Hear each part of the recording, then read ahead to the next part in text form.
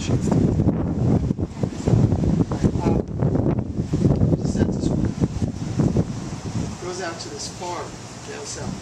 As he's talking to the farmer, he notices this big pig coming out of the barn. He's got a wooden leg. He stops and says, "That pig." "Yeah," says the farmer. "It's got a wooden leg." "Yeah." "Well, what's the story with it?" "Well, now, boy, that there's a long story. See, that there's a special pig.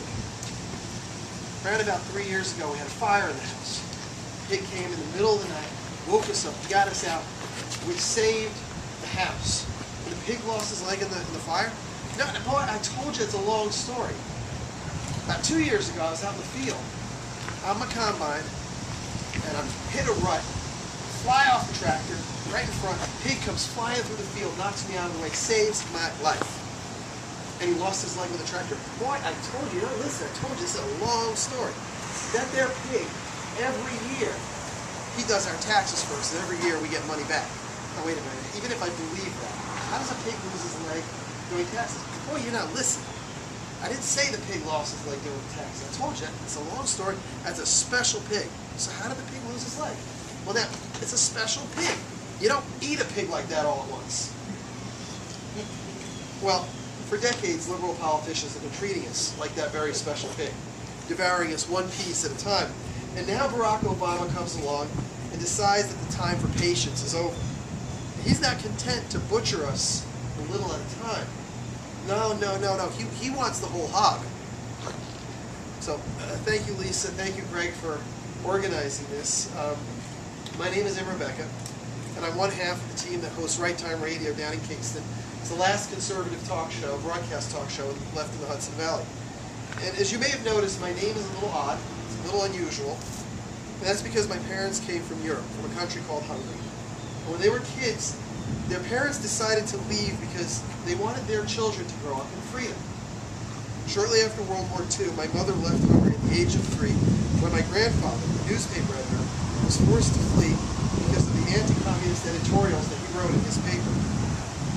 My father left at the age of 15 after being arrested because his classmates and he sang an old Hungarian folk song that contained the word God.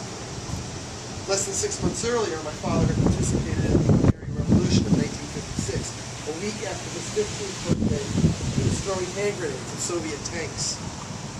My parents both spent years in refugee camps over in Europe prior to ending up here in the States.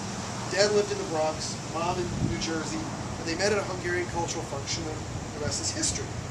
Well, in 1990, when the people of Hungary and so many other nations decided that they wanted to own their own homes and the businesses they built and shares in the banks and insurance companies and factories in their country, they kicked the communists out and took back their nations. They became free of Soviet tyranny. That year, at the age of 21, I thought it was time to get to know the country where my parents came from. I moved to Hungary. I spent 8 years living in Budapest. When I first moved there, I saw Soviet soldiers patrolling the streets, brandishing AK-47s. On more than one occasion, I was ID'd by those soldiers, who demanded to see my passport. By the time I left, there were American soldiers on leave from taking democracy to Bosnia. Now, the reason I moved to Hungary was to get to know my roots, but also to attend law school.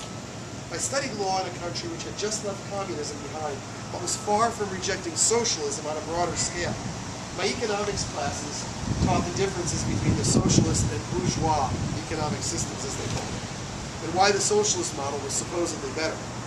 My legal philosophy course might have been better entitled Socialist Indoctrination. Now I say I studied law, but it would be just as accurate to say that I studied socialism. I studied its economic philosophies. I studied its legal frameworks. Most importantly, I learned all about the tactics employed to increase the power of the government at the expense of the private sector. One of the most important tactics employed by the left is the hijacking of a nation's healthcare system.